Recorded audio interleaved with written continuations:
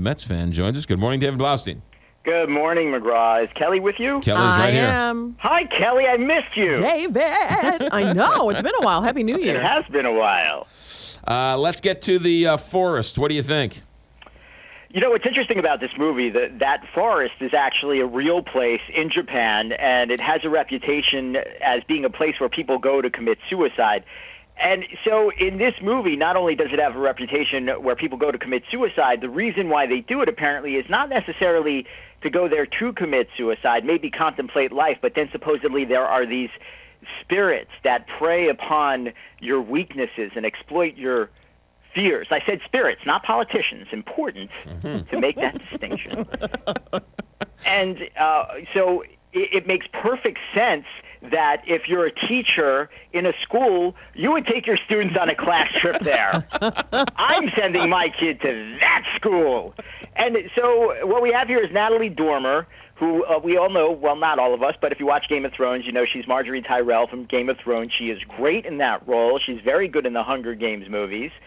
And I just think she's miscast here. She plays twins, and one of them lives in the United States, and her sister lives in Japan, and she teaches there. And she gets a phone call saying that her sister has disappeared in this forest when she took her students on a class trip, which I think is flawed. Immediately it's flawed.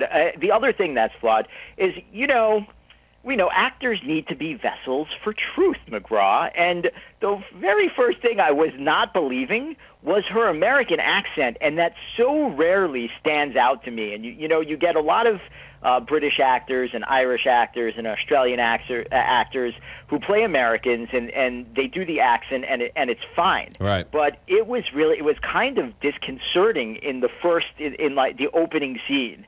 And, the good news is you eventually get used to it. The bad news is I never really forgot about it.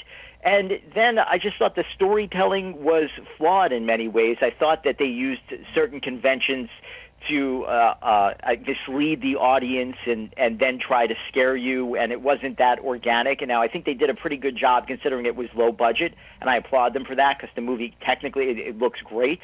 But ultimately, it's not a satisfying film, and it's 2 out of 5 stars. All right, good. That's The Forest opening up this weekend. Quickly, how many Powerball tickets are you buying? 60. 60, okay. And you approve 60. of... That's my entire salary. You approve of Mike Piazza going into the Hall of Fame with a Mets cap? Of course I do. Yeah, I'm not that nostalgic. Well, we're all, as sports fans, we're all nostalgic. But, I wasn't like rah-rah. I'd like Mike Piazza to get into the Hall of Fame. I think he deserves it. But when they announced he got into the Hall of Fame, I had all these friends who were posting these great things and how happy they were and how proud they were. And I'm like, whatever. It's nice. He deserves to be in the Hall of Fame. But until they had the press conference yesterday and he said he was going in as a Met, and I started crying like my 5-year-old daughter. I didn't realize how much it would affect me. There you go, man. He is a sensitive movie critic. David Blaustein, have a good week. Thanks for checking in. Take care, Bye, guys. David. All right. 825, Big 550.